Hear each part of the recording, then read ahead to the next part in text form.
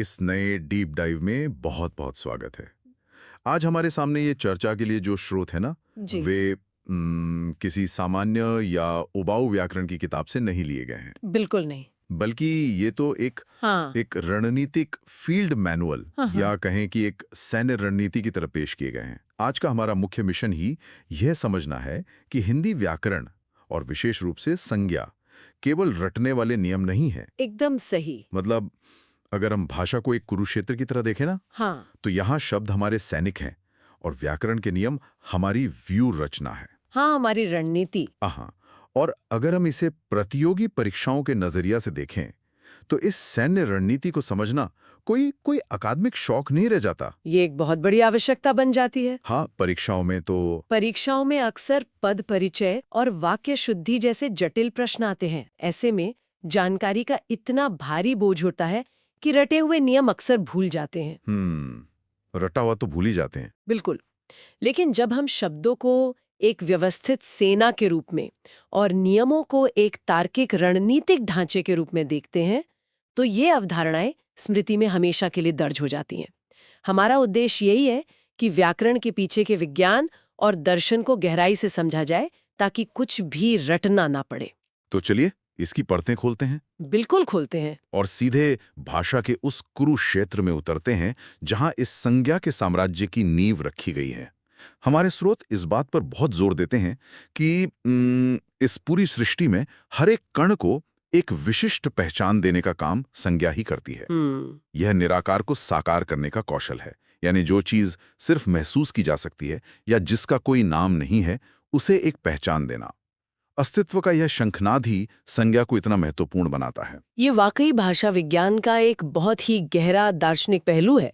मनुष्य के रूप में हमारी सबसे बड़ी शक्ति है चीजों को श्रेणीबद्ध करना और उन्हें नाम देना। हाँ। जब तक किसी चीज का नाम नहीं होता ना, हमारे दिमाग के लिए उस पर विचार करना बहुत मुश्किल होता है। संज्ञा उस खालीपन को भरती है। ये विचारों और भौतिक वस्तुओं को एक ऐसा नाम देती है जिससे वे भाषा के युद्ध के मैदान में एक सैनिक की तरह खड़े हो सकें। क्या बात है। अब अगर हम इस सेना के पुनर्गठन की बात करें, तो प्राचीन काल और आधुनिक काल के व्याकरण में एक बहुत बड़ा और तार्किक बदलाव देखने को मिलता है। हाँ, स्रोतों में इस विकास और पुनर्गठन का बहुत ही विस्तार से जिक्र किया गया है। प्राचीन व्याकरण में इस सेना के 5 अलग-अलग दल हुआ करते थे: व्यक्तिवाचक, जातिवाचक, भाववाचक, समूहवाचक और द्रव्यवाचक। सही। मतलब संज्ञा को 5 अलग-अलग मोर्चों में बांटा गया था, लेकिन समय के साथ इसमें एक बदलाव आया। यहाँ जो बात सबसे हैरान करने वाली है वो ये है कि कैसे आधुनिक रणनीति में इन 5 दलों का एकीकरण हुआ है। भाषा हमेशा सरलता और उपयोगिता की तरफ बढ़ती है। जटिलता से सरलता की ओर। बिल्कुल। इसलिए आधुनिक व्याकरण ने इस सेना को और अधिक चुस्त बनाने के लिए केवल 3 मुख्य दलों में बांट दिया है। जो समूहवाचक और द्रव्यवाचक दल थे, उन्हें अब जातिवाचक की विशाल छावनी में ही मिला दिया गया है। अच्छा, तो उन्हें जातिवाचक में ही मिला दिया। हाँ, वो अपने आप में एक प्रकार की जाति या सामान्य श्रेणी ही तो है, इसलिए अलग से 2 और श्रेणियां बनाने की कोई आवश्यकता नहीं थी। ये एक बहुत ही तार्किक कदम लगता है, अकारण जटिलता को हटाकर चीजों को स्पष्ट करना। तो अब हमारे पास मुख्य रूप से 3 दल बचते हैं जिन्हें स्रोत बहुत ही दिलचस्प सैन्य दृष्टिकोण से समझाते हैं। पहला है व्यक्तिवाचक, जो हमारी अग्रिम पंक्ति या कहें कि एक विशिष्ट लक्ष्य है। जी। दूसरा है जातिवाचक, जो हमारा संपूर्ण सैन्य समूह या मुख्य आधार शिविर है। और तीसरा है भाववाचक, जिसे अदृश्य शक्ति या सेना का मनोबल कहा गया है। इस तरह से देखने पर पूरी तस्वीर बिल्कुल साफ हो जाती है। अग्रिम पंक्ति हमेशा सबसे आगे रहती है, एक बिल्कुल विशिष्ट और सटीक पहचान के साथ। हाँ। आधार शिविर वो पूरी छावनी है जहां बाकी सारी सेना और अनगिनत संसाधन मौजूद है। ये एक व्यापक श्रेणी है। और मनोबल वो चीज है जो भौतिक रूप से दिखती नहीं है, जिसे छुआ नहीं जा सकता, लेकिन वो पूरी सेना को संचालित करती है। बिल्कुल। विचारों और भावनाओं की दुनिया इसी भाववाचक श्रेणी से चलती है। यहाँ आकर बात बहुत दिलचस्प हो जाती है, विशेष रूप से जब हमें पहले महायुद्ध का सामना करना पड़ता है। मेरा मतलब है उस धुंधलके को भेदना जहां व्यक्तिवाचक यानी विशिष्ट लक्ष्य और जातिवाचक यानी पूरी श्रेणी के बीच का अंतर पहचानना होता है। ये सबसे बड़ी चुनौती है। परीक्षाओं में सबसे ज्यादा दुविधा यही होती है कि किसी विशिष्ट वाक्य में कोई शब्द व्यक्तिवाचक है या जातिवाचक। कई बार चीजें बहुत साफ लगती हैं लेकिन असल में होती नहीं है। इसी धुंधलके को साफ करने के लिए स्रोत हमें एक बहुत ही बेहतरीन पैमाना देते हैं। ये पैमाना एक बहुत ही सीधा और सटीक सवाल पूछता है क्या पूरे ब्रह्मांड में उस चीज का केवल एक ही मूल संस्करण मौजूद है? केवल एक ही मूल संस्करण? हाँ, यदि इसका उत्तर हाँ है, तो हमारा निशाना बिल्कुल सटीक है, वो व्यक्तिवाचक है। लेकिन यदि वो कोई बड़े पैमाने पर उत्पादित श्रेणी है या प्रकृति में उस जैसी और भी कई चीजें स्वतंत्र रूप से मौजूद है, तो वो एक पूरी की पूरी जातिवाचक छावनी है। हमें बस उस शब्द के मूल अस्तित्व पर सवाल उठाना है। चलिए, इसे उन सटीक उदाहरणों से समझते हैं जो श्रुति में दिए गए हैं। जैसे अगर हम पर्वत या नदी शब्द का इस्तेमाल करते हैं, तो हमारे दिमाग में एक सामान्य प्राकृतिक संरचना आती है। दुनिया में अनगिनत पर्वत और नदियां हैं, इसलिए ये हमारी जातिवाचक श्रेणी हुई। लेकिन जैसे ही हम हिमालय या गंगा कहते हैं, तो ब्रह्मांड में इनका कोई दूसरा विकल्प या प्रतिरूप नहीं है। एकदम सही। ये एकदम विशिष्ट हैं, अद्वितीय हैं, इसलिए ये व्यक्तिवाचक की श्रेणी में आते हैं। बिल्कुल। और प्राकृतिक आपदाओं या भौगोलिक संरचनाओं पर भी यही नियम लागू होता है। भूकंप या ज्वालामुखी एक व्यापक श्रेणी है। रोज कहीं ना कहीं भूकंप आते हैं, इसलिए ये जातिवाचक है। हाँ। लेकिन अगर हम विशिष्ट जल क्षेत्रों की बात करें, जैसे हिंद महासागर, तो वो पूरी दुनिया में इकलौता है। उसकी एक निश्चित सीमा और विशिष्ट पहचान है, इसलिए वो व्यक्तिवाचक है। लेकिन जब हम इंसानों, पदों और संबंधों की बात करते हैं, तो क्या ये नियम उतना ही सीधा रहता है? थोड़ा सा फर्क आ जाता है यहाँ। क्योंकि स्रोत बताते हैं कि संबंध और पद जैसे भाई, मंत्री या राज्यपाल, ये सब एक सामान्य छावनी का हिस्सा हैं, इसलिए जातिवाचक हैं। लेकिन मैं सोच रहा था कि जब हम राष्ट्रीयता की बात करते हैं, तो वहां थोड़ा और ध्यान देने की जरूरत होती है। हाँ, राष्ट्रीयता का पहलू बहुत दिलचस्प है। जब हम किसी को भारतीय या जापानी कहते हैं, तो हम उसे एक बहुत ही विशिष्ट पहचान दे रहे होते हैं, जो उसे बाकी दुनिया से अलग करती है। यह एक विशेष भूभाग और संस्कृति से जुड़ा हुआ शब्द है। अच्छा। इसलिए राष्ट्रीयता को दर्शाने वाले शब्द व्यक्तिवाचक के अंतर्गत आते हैं। ऐतिहासिक घटनाओं का उदाहरण भी इस नियम को बहुत अच्छे से समझाता है। मनुष्य या नगर व्यापक श्रेणियां हैं, लेकिन पानीपत की लड़ाई कोई सामान्य लड़ाई नहीं है। यह इतिहास के पन्नों में समय और स्थान के साथ दर्ज एक इकलौती विशिष्ट घटना है। इसलिए ऐतिहासिक युद्ध और संधियां हमेशा व्यक्तिवाचक होती हैं। ये तो बात हुई सीधी रणनीतियों की, लेकिन कुरुक्षेत्र में हर चीज इतनी स्पष्ट तो नहीं होती। भाषा में भी छलावरण का खूब इस्तेमाल होता है। बिल्कुल होता है। स्रोत के अगले हिस्से में एक बहुत ही दिलचस्प भाषाई व्यवहार का जिक्र है, जहां एक जातिवाचक शब्द अचानक अपना रूप बदलकर व्यक्तिवाचक बन जाता है। ये देखकर सच में आश्चर्य होता है कि कैसे केवल वाक्य का संदर्भ बदलने से एक शब्द का पूरा वजूद और उसकी व्याकरणिक श्रेणी ही बदल जाती है। और इसे समझना बहुत जरूरी है, क्योंकि परीक्षाओं में परीक्षक इसी छलावरण का सबसे ज्यादा फायदा उठाते हैं। स्रोत इसे एक अदृश्य टैग की तरह समझाता है। अदृश्य टैग? हाँ, होता यह है कि एक सामान्य उपाधि या शब्द जो मूल रूप से पूरी जाति या समूह का प्रतिनिधित्व करता है, वो किसी विशिष्ट ऐतिहासिक या महान व्यक्ति के लिए इतना रूढ़ हो जाता है कि वो उसी के पहचान बन जाता है। वह शब्द अपनी व्यापक जाति को छोड़कर समाज के अवचेतन मन में उस एक व्यक्ति का स्थायी हिस्सा बन जाता है। इसके जो उदाहरण स्रोत में हैं, वे भाषा और संस्कृति के इस गहरे संबंध को बहुत अच्छे से उजागर करते हैं। गोस्वामी शब्द को ही लेते हैं। आमतौर पर गोस्वामी एक जाति या एक संप्रदाय का सूचक है। बिल्कुल। अगर कोई कहता है कि गांव में कई गोस्वामी परिवार रहते हैं, तो यहाँ यह स्पष्ट रूप से जातिवाचक है। लेकिन अगर किसी वाक्य में लिखा हो, गोस्वामी जी ने रामचरितमानस की रचना की, तो यहाँ संदर्भ पूरी तरह बदल गया है। एकदम बदल गया। यहाँ गोस्वामी किसी भी सामान्य व्यक्ति के लिए नहीं, बल्कि विशिष्ट रूप से तुलसीदास जी के लिए इस्तेमाल हुआ है। संदर्भ ने एक पूरी जाति को एक विशिष्ट व्यक्ति में बदल दिया। अगर हम इसे व्यापक संदर्भ से जोड़कर देखें, तो ये भाषा का वो जादुई छलावरण है जो पढ़ने वालों को सबसे ज्यादा उलझाता है। एक और बेहतरीन उदाहरण पंडित शब्द का है। हाँ, ये बहुत आम है। मूल रूप से पंडित एक बहुत ही सामान्य शब्द है जो किसी भी विद्वान व्यक्ति या एक विशिष्ट वर्ग के लिए प्रयोग होता है। लेकिन जब हम इतिहास की किताबों में या सामान्य बातचीत में कहते हैं कि पंडित जी स्वतंत्र भारत के पहले प्रधानमंत्री थे, तो यहाँ ध्यान देने वाली बात यह है कि पंडित शब्द की पूरी व्यापक श्रेणी गायब हो जाती है और दिमाग तुरंत एक विशिष्ट चेहरे पर लॉक हो जाता है। बिल्कुल, दिमाग तुरंत जवाहरीलाल नेहरू जी के व्यक्तित्व पर लॉक हो जाता है। ये संदर्भ की ताकत है जो व्याकरण के नियमों को अपने हिसाब से मोड़ देती है। ये वाकई संदर्भ की अपार शक्ति है। खैर, अब हम उस दल की बात करते हैं जो हमारी सेना में दिखता नहीं है, लेकिन संभवतः सबसे ज्यादा ताकतवर है, भाववाचक संज्ञा। हाँ, सेना का मनोबल। स्रोत में इसके निर्माण की प्रक्रिया को बहुत गहराई से समझाया गया है। सबसे दिलचस्प बात यह है कि भाववाचक संज्ञाएं कोई जन्मजात या प्राकृतिक रूप से मौजूद सैनिक नहीं हैं। वे पहले से गढ़ी गढ़ाई नहीं आती, बल्कि उन्हें अन्य शब्दों से गढ़ा जाता है। और इन्हें गढ़ने के 5 मुख्य मार्ग या स्रोत बताए गए हैं। जातिवाचक शब्दों से, सर्वनाम से, विशेषण से, क्रिया से और अव्यय से। इस गणने की प्रक्रिया को समझने के लिए हमें इसके विकासवादी स्वरूप को समझना होगा। स्रोत स्पष्ट करता है कि जब किसी मूल शब्द के अंत में कुछ खास प्रत्यय जोड़े जाते हैं तो वो एक उत्प्रेरक का काम करते हैं, एक कैटलिस्ट की तरह। हाँ, जैसे ही त्व, ता, पन या आहट जैसे प्रत्यय किसी भौतिक या सामान्य शब्द से जुड़ते हैं, वो शब्द अपनी भौतिकता खो देता है और एक अमूर्त शक्ति या भावना में बदल जाता है।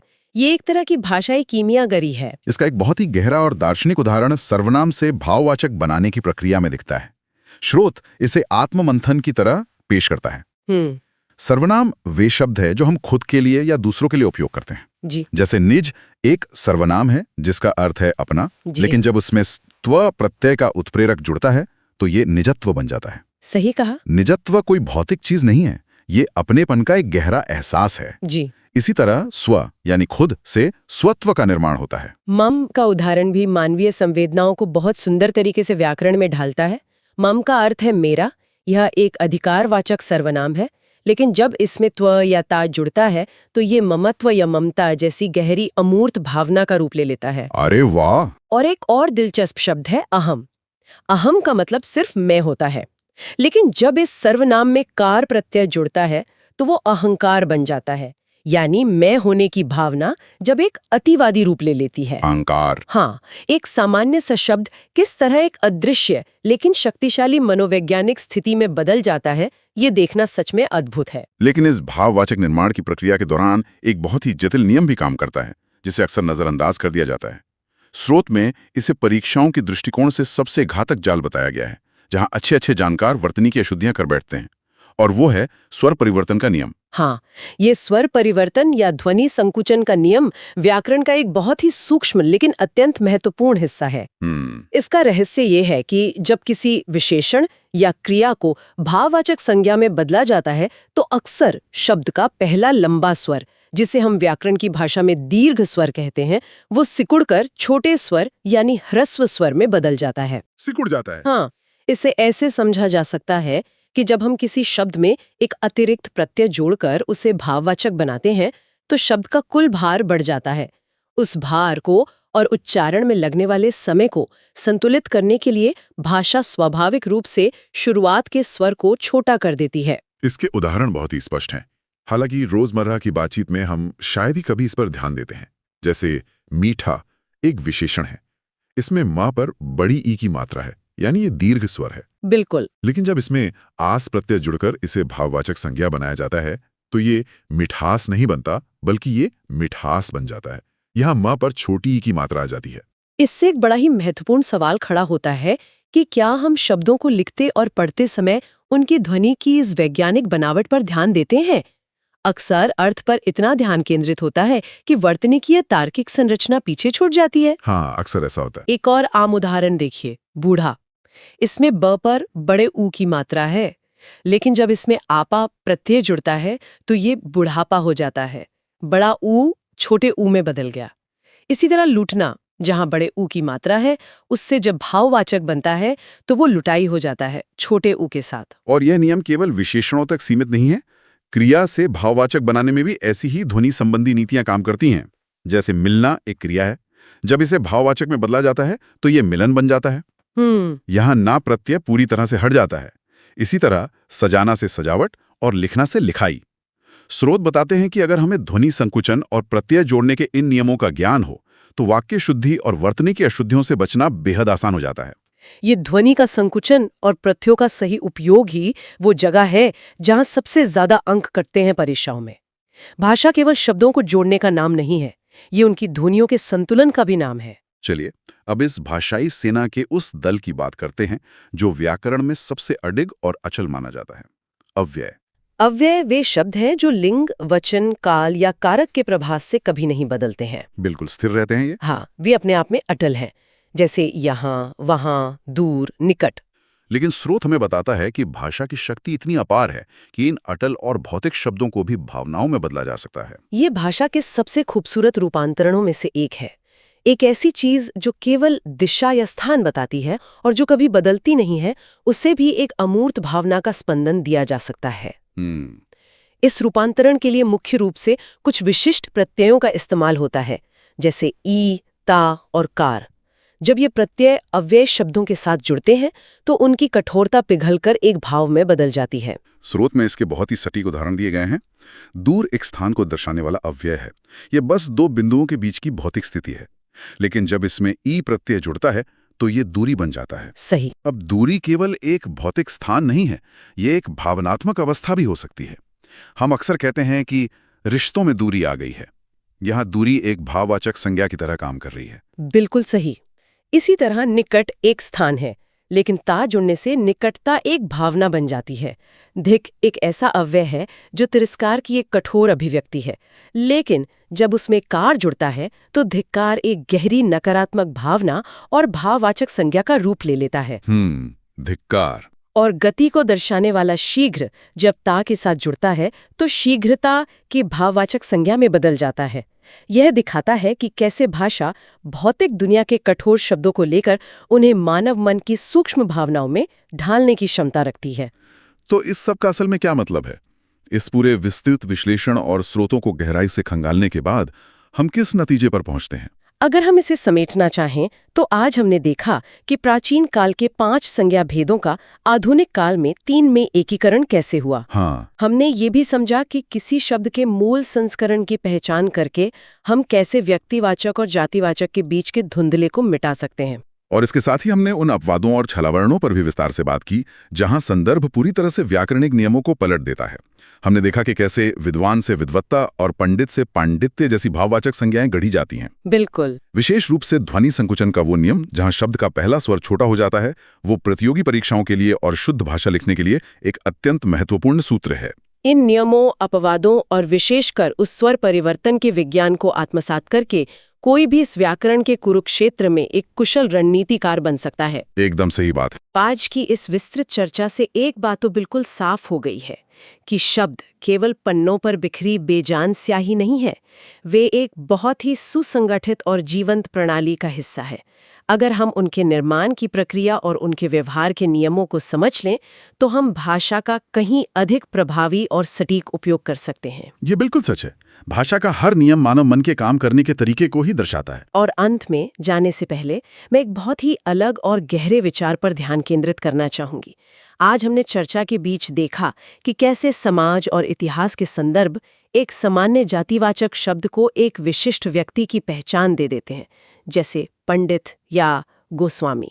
लेकिन क्या हम कभी इस पूरी प्रक्रिया के ठीक उल्टे रूप पर विचार करते हैं? उल्टे रूप से आपका क्या मतलब है? मेरा मतलब है कि हमारे आधुनिक समाज और बाजार में जाने अनजाने में हम कई ऐसे शब्दों का रोजाना प्रयोग कर रहे हैं जो मूल रूप से किसी एक विशिष्ट कंपनी या ब्रांड का नाम थे, यानी वे शुद्ध रूप से व्यक्तिवाचक थे। अच्छा। लेकिन वे इतने मशहूर हुए कि लोगों ने उन्हें पूरी की पूरी जाति या उत्पाद की श्रेणी का ही नाम बना दिया।